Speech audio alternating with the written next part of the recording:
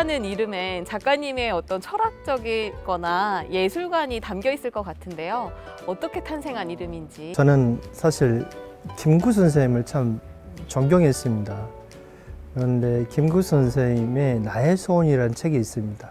그 책에서 우리나라는 전쟁을 하고 속박도 받고 침략도 당하고 여러 가지 국난을 극복하고 살았는데 이제 그런 거는 없애고 문화의 대통령이 되고 싶다.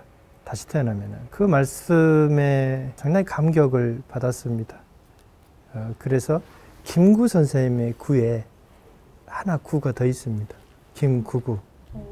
뭐 영어 이름으로는 구구 킴이라고 합니다만은 구라는 거는 천체를 뜻하기도 하는데 다시 태어난. 그래서 그분이 못다한 거 제가 한번 이뤄 볼 수 있을까 해서 김구구라는 이름을 쓰게 됐습니다. 핑거 스탬핑으로 활동하시게 된 계기나 동기가 있으실까요? 우리가 외국 생활 해보면 아는데 우리나라에서는 저는 누군가를 이겨보려고 하는 생각은 없었어요. 그런데 일본 도쿄를 가니까 저는 대한민국 사람이잖아요. 그들한테 지면은 대한민국이 진다는 생각이 들더라고요. 그래서 그들이 쓰지 않는 방법이 뭘까? 그래서 붓 대신 손가락으로 그림을 그리게 됐는데 처음에는 뭐 스탬핑이라는 용어 자체는 하버드 미술관 로버트 디모리 수석께서 일러줘서 알았던 거고 저는 손가락으로 하니까 핑거 페인팅인지 알았어요. 하다 보니까 그들이 쓰지 않는 방법이 결국은 물기를 쓰지 않는 새로운 방법이었더라고요. 그거를 처음에는 그런 장르가 없었죠. 제가 이제 장르를 만든 거니까. 붓으로 해서 관심을 안 가져줬던 유럽 분들, 미국 분들, 일본 분들, 중국 분들이 의아해하는 거죠. 뭐 이런 게 있어.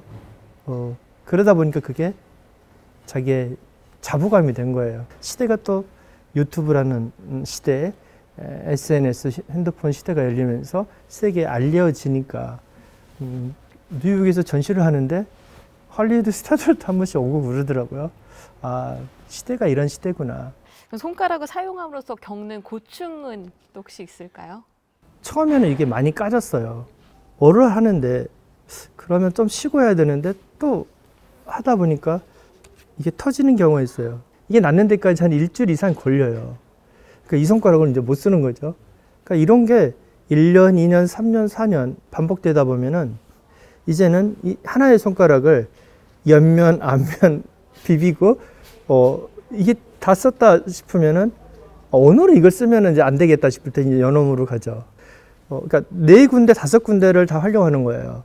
초창기 때는 그걸 못 했어요. 그래서 터지고 해서 한 2주 동안 쉬고 할 때가 많이 있습니다. 핑거 페인팅은 아크릴 물감을 주로 쓰기 때문에 아프지는 않아요. 그러니까 모노톤의 핑거 스탬핑을 하다가 손가락이 아플 때는 다른 작품을 하죠. 칼라 작품을.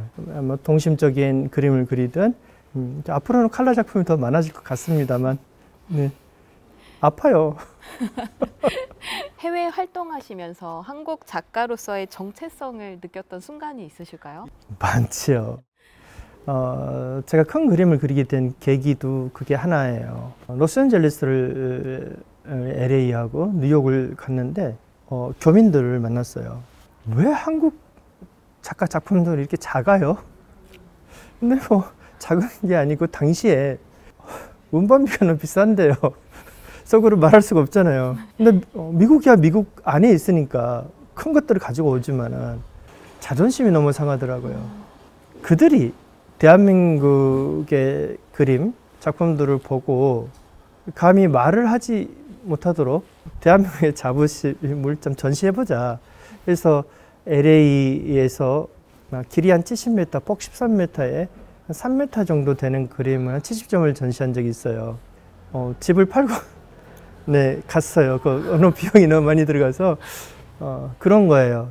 정체성이라는 거는 아마 운동선수들도 그럴걸요. 그래서 외국에 나갈 때는 두렵습니다. 지금도. 뭐 전시를 할 때 저런 허접한 걸 가져왔어 하면은 대한민국에 욕을 얻어먹기 때문에. 특히 여러 사람이 나갈 때는 괜찮은데 혼자 나갈 때는 뭐 이 자존심을 다 걸어야 되니까. 성화전을 여신다는 의미에서 독자들이 작가님의 종교를 궁금해하실 것 같아요. 근데 뭐 종교를 특히 생각해 본 적은 없어요. 예수님 말씀이나 부처님 말씀이 좋은 것 같아요. 그들처럼 되려고 조금이라도 되려고 노력하는 거. 그리고 그림은 그냥 그림으로 생각을 하셔야 돼요. 내가 그때 그리고 싶은 게 그냥 내 마음속에 예수님이었고, 부처가 종교가 아니거든요. 자기 자신을 깨우치는 거기 때문에 내 자신을 깨우치는데 누군가 나를 응시하고 있다고 봐요. 되게 함부로 무슨 행동을 못 하잖아요. 나에 대한 경각심을 심어주기 위해서 그리고 있습니다. 네, 그러면 구구 아트센터 서귀포도 있고 구구 아트 뮤지엄 파주 이렇게 구구 시리즈 장소가 있다고 들었는데요. 어떤 곳인지. 그러니까 코로나라는 상황이 엄청난 피해를 유발한 경우가 저 같은 경우예요. 사우나가 문을 닫을 수밖에 없었잖아요. 그래, 여기에서 사람 몸만 씻는 게 아니고 예술로 샤워를 하면 되겠다. 그래서 예술로 샤워를 하자라는 컨셉으로 만들어서 객실률이 30%였던 곳이 80%까지 올라갔습니다. 그런 게 있습니다. 내일 망하더라도 해보고 싶은 게, 큰 작품을 500점 이상 걸 곳이 없잖아요. 아무리 돈이 들어가도 걸어놓고 사진 한번 찍고 싶은 거예요. 이게 작가의 소망입니다, 사실은.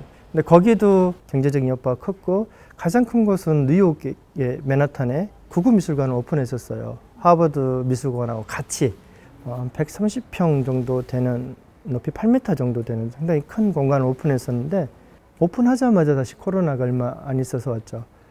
1년은 8개월, 한 2년 가깝게 버텼는데 그곳이 문 닫혀진 게 가장 좀 안타까워요. 근데 뭐 어쩔 수 없습니다. 저만 그런 게 아니고 목숨 부지한 게 뭐 감사하다고 생각해야죠. 네. 향후 이제 준비 중인 프로젝트나 뭐 전시회가 있으실까요? 올해 그리스도가 붓다를 만나다. 결국은 저는 예술은 하나인데 전부 나누려고 하지 않습니까? 성화제를 좀 확대한 대규모 전시를 좀 준비하고 있어요. 대구미술관을 통째로 아이들과 가족이 함께 할 수 있는 전시를 지금 기획 중에 있어요. 올 12월 달에는 아트 마이애미에서 아이들 그림을 좀, 대형 그림을 선보여 볼까 해요. 이 공간은 우리가 저 도심에서, 그러니까 한 시내죠, 서울 시내. 큰 부잣집 말고 1980년대, 90년대 그런 정서를 갖고 있는 정원이 있나요? 없어요. 그래서 저는 1980년대, 90년대 정서를 그대로 남겨놓고 또 문화를 좋아하는 사람들이 함께 쓸 수 있는 공간이 있었으면 좋겠다. 와서 쓸 수 있도록. 여기는 평생교육기구, 교육법인으로 되어 있어요. 교육부 공익법인이에요. 뭘 하고 싶어도 장소가 없는 사람들이 많잖아요. 한 달 반 동안 혼자 다 만들었어요. 페인트도 칠하고 바닥에 그림도 그리고 에폭시 작업도 하고 나무도 심고. 저는 그 자체가 이미 캠퍼스가 아닌 자연의 그림을 그리는 거, 그 안에 그림까지 전부 세팅하고 전체를 보여줄 수 있는 거. 화려한 공간이 아니더라도 그 정서, 저는 정서를 좀 나눠주고 싶었어요. 아침에 꽃밭에 물을 줘서 새싹이 하나씩 나오는 게, 이런 과정이 저한테는 지금의 가장 큰 행복이기도 합니다. 그런데 하나 더, 남들에게도 밥을 많이 해주는 사람. 저 사람한테 내가 많이 얻어먹었다. 그랬으면 쓰겠어요. 네.